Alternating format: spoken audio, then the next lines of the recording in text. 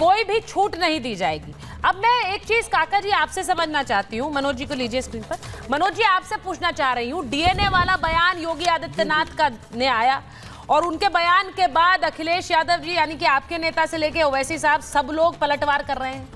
अब क्या जिन लोगों ने, क्योंकि मैं पढ़कर ही बोलती हूँ, जिन लोगों ने उन्होंने कहा है कि आदमियों ने जो 500 साल पहले अयोध्या कुंभ में किया, संभल में भी यही हुआ था और बांग्लादेश में भी यही हो रहा है। अब जब वो ये बयान देते हैं तो वो किस डीएनए की बात कर रहे हैं? वो डीएनए जिसने उपद्रव मचाया, जिसने तोड़फोड़ की, जिसने अराजकता फैलाई, जिसने एक तरह से हिंसा की।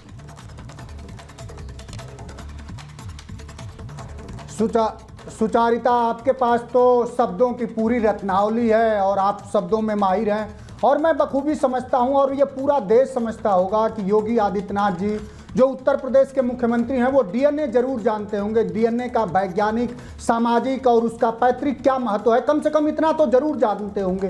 कोई भी व्यक्ति डीएनए का मतलब तो जानता होगा कि उसमें उसके पैतृक और उसके अनुसांगिकी की जांच होती है, अनुवांशिकी की जांच होती है कि उसके पिता, उसके दादा कौन थे, वो किसका सुपुत्र है। तो राष्ट्रीय अध्यक्ष जी ने बहुत साफ कराया कि उनको डीएनए जांच कराना चाहिए सर्वप्रथम, कि वो उनका डीएनए क्या है, कैसे है, किसके कौन उनके डीएनए में क्या है, उनके डीएनए में पता चले। इसके बाद जब वो अपना कोई आदर्श स्वरूप जब प्रस्तुत करेंगे, वो योगी आदित्यनाथ अगर ये मान रहे हैं कि डीएनए जांच कराना ही भारत के हर तरह के समस्याओं का समाधान है, तो पहले वो अपना डीएनए जांच करा लें। यही तो राष्ट्रीय अध्यक्ष जी ने कहा है और मैं समझता हूं कि उदाहरण बहुत जल्दी ही प्रस्तुत करेंगे।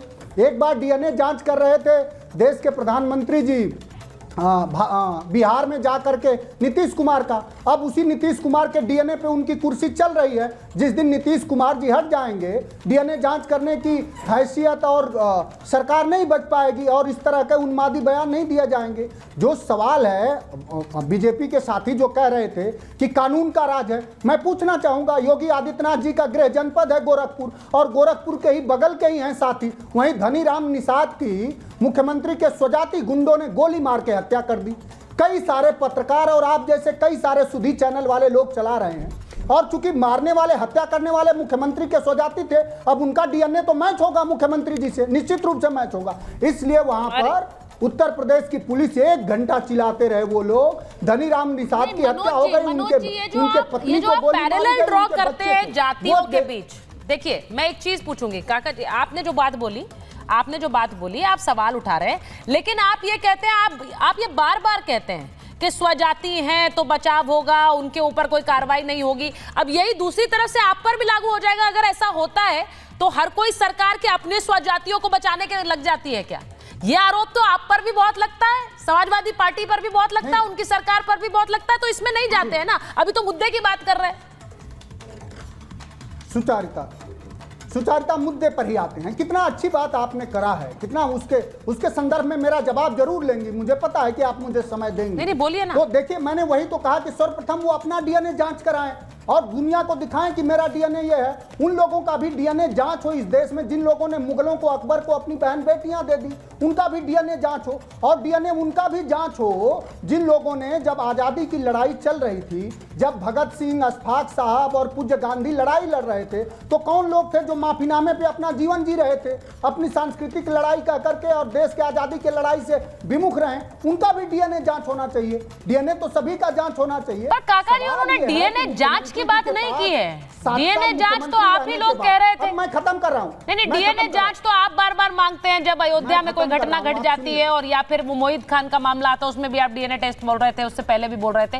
डीएनए जांच की बात नहीं है। मैं एक चीज पूछना चाह रही हूं, जो उपद्रवी हैं, जो हिंसा करते हैं, क्या उनकी जो एक रूपरेखा है वो एक जैसी नहीं है क्या?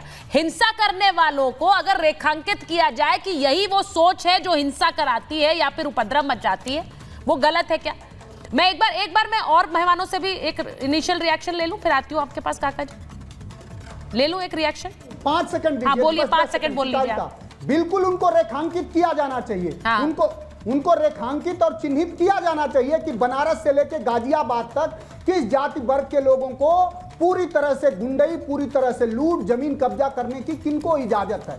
वो निश्चित रूप से सबसे ज्यादा वो मुख्यमंत्री के स्वजाती लोग निकलेंगे। उन्हें चिन्हित किया जाना चाहिए और उनको मुख्यमंत्री जी का खुला संरक्षण है।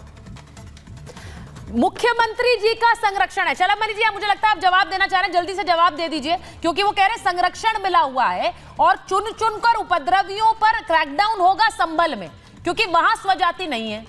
यही कहना चाह रहे देखिए, हैं।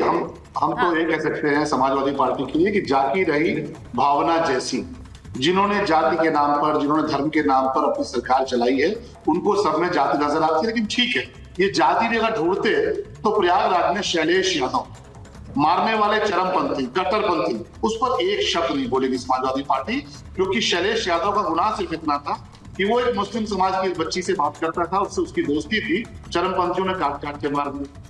कानपुर के यादव जी, उनकी बेटी लव जिहाद का शिकार हुई। समाजवादी शैलेश यादव के घर में बीजेपी का प्रतिनिधिमंडल कब जा रहा है? शैलेश यादव को योगी आदित्यनाथ जी चेक कब भेज रहे हैं? शैलेश यादव एक एक करके बोलिए। देखिए, समाजवादी पार्टी, मैंने उन्हें भी बोलने नहीं दिया, आप बोल रहे थे तो समाजवादी, ये सही नहीं है, ये सही नहीं है। देखिए, मैं किसी भी तरह के उपद्रव के खिलाफ हूँ, किसी भी तरह के उपद्रव के खिलाफ हूँ, वो चाहे सड़क पर हो या फिर शो में हो। मुझे दीजिए, एक एक करके बोलेंगे, बोलिए शलभ। ये बीच में इतनी जल्दी बौखलाते क्यों है? जब पोल पट्टी खुलती है तो यादव समाज का व्यक्ति अगर मारा जाए और उसको मारने वाले चरमपंथियों, कट्टरपंथियों, तो ये रिश्तेदार बन जाते हैं चरमपंथियों के। और उसका प्रमाण देखिए, मुख्यमंत्री जी ने कहा कि बाबर का डीएनए, तो बाबर का डीएनए तो बाबर के प्रवक्ता आके होते हैं ना, बाबर के जो प्रवक्ता है, बाबर के रिश्तेदार है, फिर बीच में लोग ये और आप भी चेक कराओ कि कौन लोगों ने सबसे पहले मुगलों के समय रिश्तेदारी की। आप चेक कराओ, समाजवादी पार्टी को पढ़ना चाहिए आपको। तो समाजवादी पार्टी को दर्द क्यों होता है? अगर औरंगजेब पर हमला करो तो समाजवादी पार्टी को दर्द क्यों होता है? अतीक अहमद की घटना होती है तो समाजवादी पार्टी को दर्द होता है। मुख्तार अंसारी घटना होती है, समाजवादी पार्टी को दर्द होता है। शैलेश यादव मारे जाए, कोई दर्द नहीं होता। जवाहर यादव के साथ लव जिहाद हो जाए, कोई दर्द नहीं होता। पुरुषोत्तम यादव को चरमपंथी हत्या कर देते हैं, समाजवादी पार्टी खामोशी से बैठती है। कहीं भी पिछड़े समाज के, दलित समाज के लोगों पर अगर चरमपंथी हमला करते हैं, एक शब्द देवरिया में यादव समाज की हत्या कर दी गई बर्बरता से आप वहीं से विधायक हैं, आपको शर्म आती नहीं आती? आप कितने दिन उसके घर, आप कितने दिन गए घर? तब तो आप अपना जातिवाद। अच्छा ठीक है, मैं बाकी दोनों मेहमानों के पास जा रही हूँ। देखिए चंदौली से नहीं, मनोज जी सुनिए। मनोज जी, आप मुख्यमंत्री पर इतने आरोप लगा रहे थे, तब शलभ जी आराम से सुन रहे थे, वो अब जवाब दे रहे हैं। आप भी मुख्यमंत्री पर आरोप लगा रहे थे, अब उनका भी अधिकार है कि वो आपके नेता पर बोल लें। एक एक करके ही बोलेंगे ना। चलब जी बोलिए, चलब जी जल्दी से बोलिए, उसके बाद मैं अपडेट के बाद आज बाबा साहब भीमराव अंबेडकर जी का परिनिर्वाण दिवस है। हम सब बाबा साहब को महापुरुष मानते हैं, उनका वंदन करते हैं। बाबा साहब भीमराव अंबेडकर जी को भू माफिया बताने वाले समाजवादी पार्टी के नेता आजम खान के खिलाफ जब कार्रवाई होती है तो भी समाजवादी पार्टी के लोग रोते हैं, क्योंकि इनका डीएनए कैसा समझ लीजिए। बाबर पे हमला होगा, सपा रोएगी। औरंगजेब पर हमला होगा, सपा रोएगी। जितने बख्तियार खिलजी पर हमला होगा, सपा रोएगी। तो सही बात है, डीएनए तो नजर आ रहा है कि डीएनए किसका क्या है, कौन चरमपंथियों के साथ खड़ा है, कौन पिछड़ों के साथ खड़ा है, कौन दलितों के साथ। ठीक है, मैं